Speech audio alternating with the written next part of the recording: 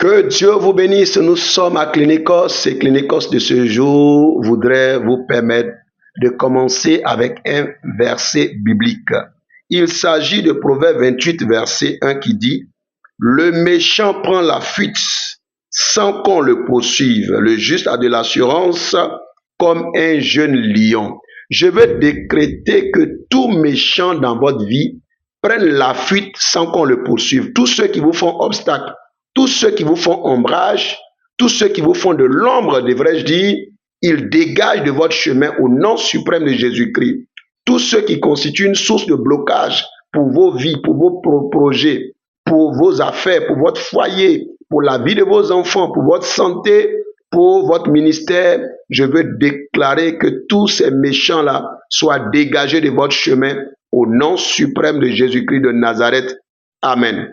Alors ce matin, je voudrais vous saluer dans le précieux et puissant nom de Jésus-Christ de Nazareth. Je suis beaucoup content ce matin, mais parce que nous sommes encore à Clinicos.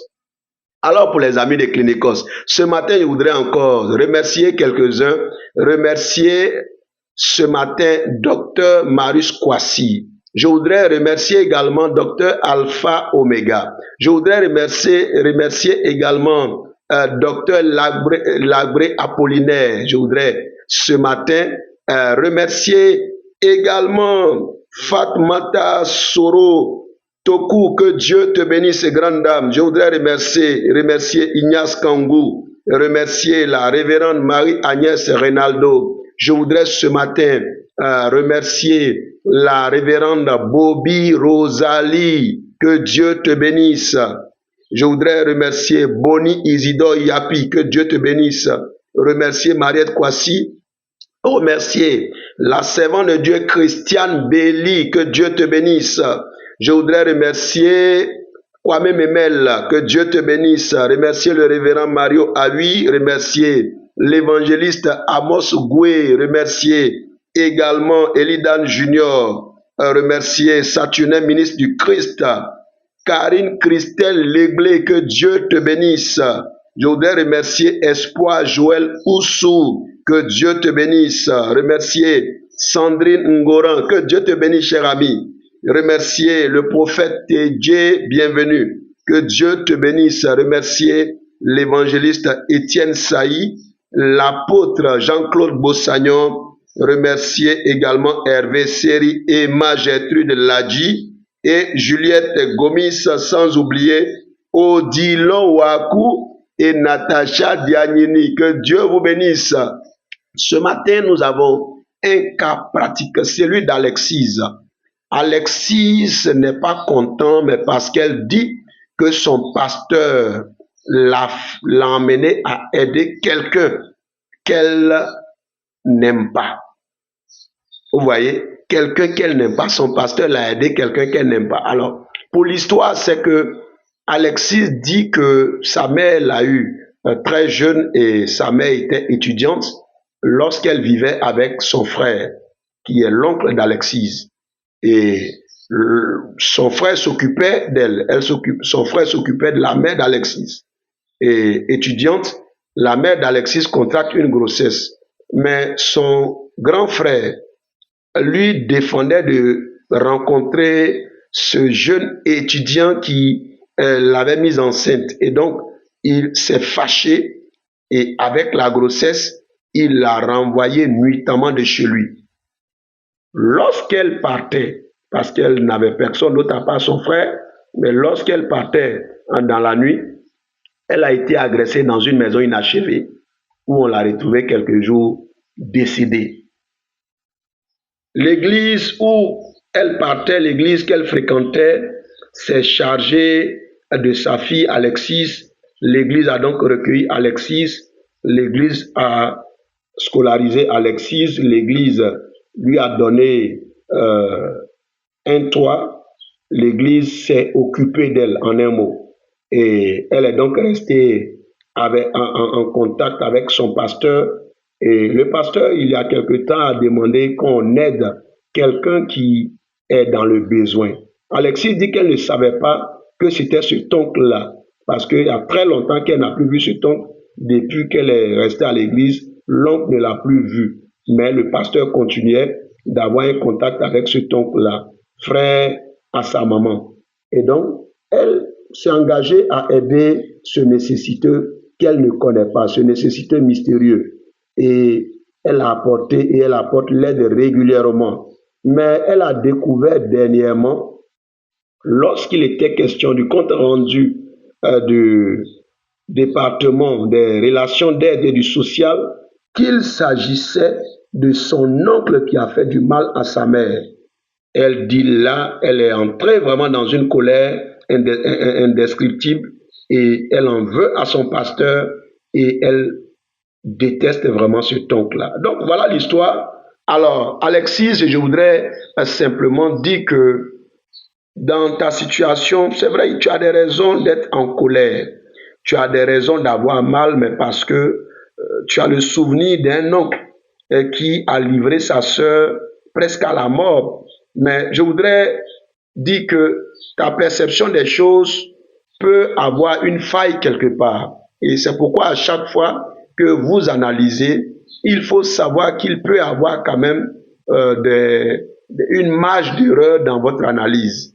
Et il y a à considérer que si ton oncle a pu prendre sous son toit ta maman et l'aider et la scolariser et s'occuper d'elle, la nourrir, la blanchir jusqu'à l'université, c'est parce qu'il aimait certainement sa sœur. Tu dis qu'ils sont deux. Ils sont sans papa et sans maman. Donc il aimait sa sœur. Certainement qu'il voulait le meilleur pour sa sœur et l'envoyer à l'université et voir qu'elle est enceinte. Certainement qu'il a mal pris. Il a vu que les espoirs qu'il avait investis en elle, mis en elle, étaient en train d'être ruinés. Malheureusement, la colère est mauvaise conseillère. Donc, il s'est emporté et il a pris une décision sur un coup de nerf, il a pris une décision sur un coup de sang et l'émotion aidant, il a vidé, demandé à sa propre sœur de quitter sa maison tard dans la nuit. Mais lorsqu'il le faisait, Alexis, je ne me propose pas comme son avocat, mais je veux qu'on comprenne, que tu comprennes également. Lorsqu'il le faisait, certainement qu'il ne pensait pas qu'elle allait être agressée parce qu'il n'avait pas prévu des agresseurs. Mais malheureusement, lorsqu'on est en colère, l'ennemi peut exploiter notre colère. Et je voudrais dire à tous qu'il faut savoir que quand Dieu demande que nous ne puissions pas laisser notre colère pour que le soleil se couche, cela veut dire que la colère est un élément que le diable exploite contre nous, contre nos vies et contre nos projets et contre notre histoire. Donc, il ne faut pas garder la colère, il ne faut pas laisser la colère diriger notre histoire, il ne faut pas laisser la colère diriger notre vie. Alors, ton oncle, la colère l'a dirigé, il a pris une décision avec des conséquences fâcheuses, puisque ta maman, suite à cette décision-là, est décédée malheureusement. Aujourd'hui, tu es en colère contre ce même oncle-là. Là où ça me pose problème, c'est que tu es chrétienne, enfant de Dieu, et tu en veux à quelqu'un depuis des années. Lorsqu'on est enfant de Dieu, on sait que lorsque Jésus donnait le séminaire sur la prière, il y a une des formulations qu'il nous a apprises. Il a dit que lorsque nous prions le Père, nous devons dire « Pardonne-nous nos offenses comme nous aussi nous pardonnons à ceux qui nous ont offensés. » Comment est-ce que, Alexis, tu peux faire cette prière-là chaque jour? Demander à Dieu pardon, alors que toi-même, tu as du mal à pardonner à ton oncle. C'est un non-sens. Et je voudrais dire à tous que tous ceux qui n'ont pas pardonné à quelqu'un, Dieu ne vous pardonne pas quand vous lui demandez pardon. C'est ce que la Bible dit. Il faut que vous puissiez pardonner. Il faut que nous arrivions à pardonner à ceux qui nous ont causé du tort. Toi, c'est un oncle qui a pris une mauvaise décision et cette erreur-là qu'il a faite, je suis sûr qu'il la regrette certainement toute sa vie. Il ne te l'a pas dit, il ne te l'a pas avoué, parce que vous n'avez pas de contact. Mais certainement que cette erreur qu'il a faite là, certainement qu'il la regrette. Mais il faut que tu lui pardonnes. Lui, le manque de pardon pour une situation a fait que de manière, on va dire, indélébile, de manière définitive, il est marqué. Il est marqué. Il est marqué par une histoire. Il va s'en souvenir toute la vie. Mais toi, tu ne vas pas aussi faire comme lui. Tu ne vas pas répondre à la colère par la colère. Tu ne vas pas répondre à la rancœur par la rancœur. Tu ne vas pas répondre à la, je sais pas, à l'émotion par l'émotion. Il s'est trompé et l'erreur est humaine. Quand quelqu'un se trompe, trouvez-lui, s'il vous plaît, une circonstance atténuante pour pardonner. Même s'il a fait exprès, faisons comme Jésus a fait. Jésus savait qu'ils étaient nombreux, ils ont fait exprès. Mais il dit, Père, pardonne-le, car ils ne savent pas ce qu'ils font. Alors que les gens là, ils savaient ce qu'ils faisaient. Par moment, il faut cela, il faut ce dépassement-là pour pouvoir pardonner. Pourquoi? Mais parce que lorsqu'on pardonne, nous-mêmes, on se fait du bien. On ne reste plus dans les ulcères d'estomac. Nous-mêmes, on ne reste plus dans la tension. On ne reste plus dans les problèmes de stress. Tu as besoin de vivre et de vivre bien. Tu es enfant de Dieu. Je voudrais demander à tous ceux qui sont enfants de Dieu, il n'est pas bon que vous soyez rancuniers. Un chrétien, un enfant de Dieu ne doit pas être rancunier. Un serviteur de Dieu ne doit pas être rancunier. Un serviteur de Dieu, une servante de Dieu ne doit pas être rancunière. Tu ne peux pas être rancunier, dire que tu es enfant de Dieu. Dieu pardonne. Pourquoi toi tu ne pardonnes pas? Donc je voudrais rappeler à Alexis et à toutes les Alexis qu'il faut pardonner. Alors n'en veux pas à ton pasteur. Ton pasteur, il est dans son rôle. Les pasteurs, même ceux qu'ils aident, qui les abandonnent, ils continuent de les aider quand ces personnes-là sont dans le besoin. Un pasteur ne trie pas les gens. Un pasteur normal ne connaît pas un ancien fidèle et un nouveau. Un pasteur, tout ce qu'il voit, même quand ils sont chrétiens ou pas, il est emmené à leur faire du bien.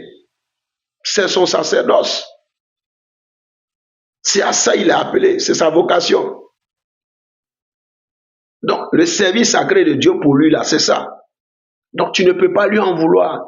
Parce que même si tu en veux à ton oncle, lui, il va aider ton oncle. Même si ce n'est pas avec tes moyens, il va l'aider avec les moyens de quelqu'un d'autre. Comme tu as été aidé aussi avec lui, ses moyens et les moyens des autres membres de l'Église. Donc, je voudrais te demander de pardonner. Apaise-toi. N'en veux pas à ton pasteur. N'en veux plus à ton oncle. Pardonne-lui ce qui est arrivé. Et revis. Sors de ce passé douloureux-là. Abandonne cette rancœur. Et revis. Sois totalement guéri de toute cette charge douloureuse du passé.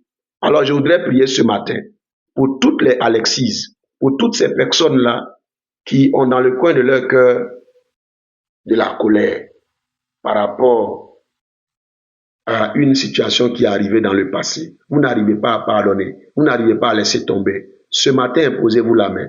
Et je voudrais prier que la bonne main de Dieu vous touche et vous libère de la colère. La Bible dit que l'amertume vous prive de la grâce.